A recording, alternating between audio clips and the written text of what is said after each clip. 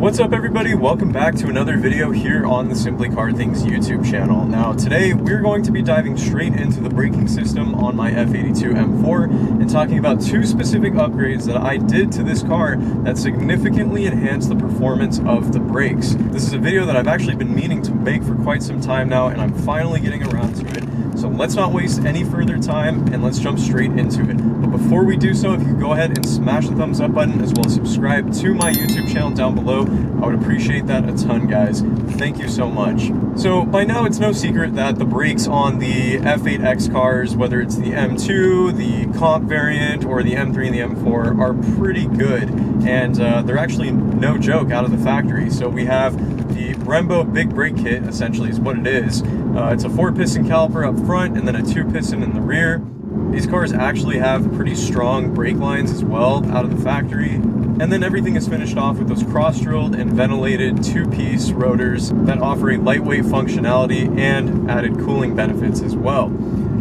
So really, the brakes on these cars are actually very strong and they are very adequate out of the box. It really doesn't take, a lot of work to get a lot of performance out of them.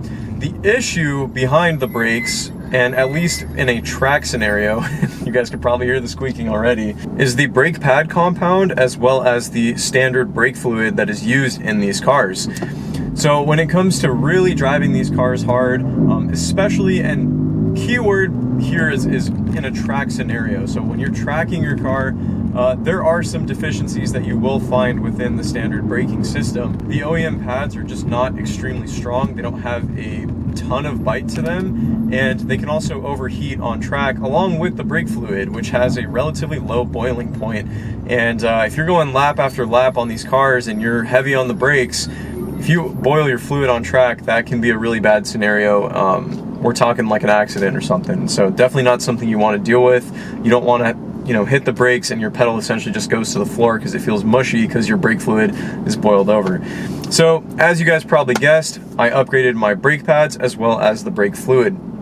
So what did I go with in terms of pads? For pads, I actually went with the Ferodo Racing DS1.11s. Now, maybe you guys have heard of Ferodo, maybe you guys have not, but they're actually quite up there in terms of braking technologies for the motorsport world as well as the OE kind of manufacturer world. The DS1.11 is one of their motorsport brake pads, which is designed obviously for track and competition use only, although here I am driving on the street with them. And they do offer a very aggressive compound as well as a very high temperature rating. So these, brake pads can withstand significantly higher braking temperatures than what the OEM pads are capable of. The DS1.11s, I've been running them now for about a month on the car, and overall I'm really pleased with them. So when the brake pads are cold, they actually bite really hard. They have a ton of initial bite when they're not up to temp. Once they start to get warmed up, they tend to feel a lot more progressive and a lot more natural in terms of the braking power. But regardless, there's a lot of bite with these pads. I mean, there are times where you'll just stomp on the brakes, especially when I've done a few track days, and man, it almost feels like this car just has a set of arms that just come out and just dig their claws into the road surface because this car is slowing down so hard. I mean, during the bedding process of bedding in the brake pads to the rotors, you're supposed to do 15 to 20 essentially consecutive stops from 60, 70 miles an hour to about 10 miles an hour. And when you're hitting those brakes, man, I mean, it's you can feel the blood rushing to the front of your face. That's how hard they bite. And overall, they're pretty freaking badass. I actually did a track day at Streets of Willow at Willow Springs International Raceway, and I'll post the video up here on the screen for you guys to see, but you can see how, I mean, the amount of temperatures that they're able to withstand. I literally had glowing red brake rotors because of how hot, not only the pads were getting, but the rotors were getting too, and that sort of braking temperature and braking power was sustained throughout the entire session of my track day. There is a lot of consistency with these brake pads. They also don't wear down a ton, which I think is really beneficial because they're not cheap. I think I paid $660 for a set of front and rears. And so supposedly they last quite a while. Now I've already done one track day and one mini track day along with some street driving, and the pads still look pretty much brand new. It doesn't look like I've, you know, barely eaten through any of the pads. So I think honestly I could get at least like 10 to 12 track days out of them. And it also kind of depends on your driving style, whether, you know, you're extremely hard on your brakes or not. But overall, I am pleased. Now, there are some downsides. Now, again, these are technically, you know, motorsport, like track competition use only.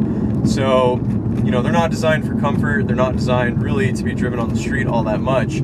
So they are very noisy. I mean, when you're, you know, even just rolling around, light on the brakes, you can hear a mild bit of squealing. Right now, they're not too bad, but if I do like step on the brakes, they are loud. Like sometimes it sounds like a freight train that's trying to slow down with the amount of squealing that you'll get out of the pads, and it can be very obnoxious. It can be very annoying. So again, if you're not planning on doing extremely aggressive driving or HPDE or track events or stuff like that, I feel like there's no point in getting these. I mean, that's just sort of common sense, I guess. The other downside to them is they create a ton of brake dust, unfortunately. You know, as you guys know, my wheels that I'm running Apex SM10s. They are gloss black when I had them refinished and powder coated.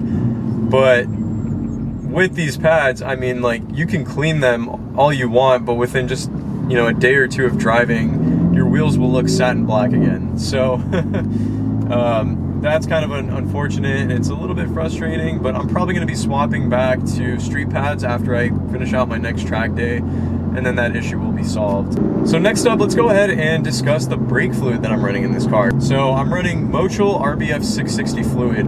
So Motul is, I'd say, probably one of the gold standards for like anybody that's into tracking from like an semi-advanced level and downward. A lot of guys will run like RBF 600 or RBF 660. To be honest, guys, I don't know the exact differences between the two, aside from the fact that I think the boiling points between those two fluids are higher. So 660 is really good stuff, and I had the chance to test this out on 2 separate track events, and I gotta say, I love the fluid. I think personally it makes a massive difference with the overall feel of your brakes, especially when you pair it with track pads. The RBF 660 just has, you can essentially just keep slamming on the brake pedal as many times as you want, and you won't really feel a loss in braking power, nor will you feel a inconsistency within your braking pedal. I was running, I'd say, probably 7 to 10 laps per session for about 4 sessions on my last track event during the evening at streets, and every time, I mean, I'd be coming down the main straight, which is on a downhill section, probably doing just under 140 miles per hour, probably around 130 to 135 miles per hour, and I could just stomp on the brakes every time and the car would slow down. It was consistent, it was progressive, and that fluid plays such a huge role, again, in the performance of your brakes and just how good your brakes are going to feel. Now, with all that being said, guys, I'm going to wrap it up for today's video. Thank you so much for tuning in, as well as listening to what I have to say. I hope I was able to bring you guys some helpful content, as well as some value. And again, if you could go ahead and smash the thumbs up button, as well as subscribe to the channel down below if you have not done so already, I would appreciate that so very much. With all that being said, I will catch you all in the next one. Take it easy, everybody. Bye-bye.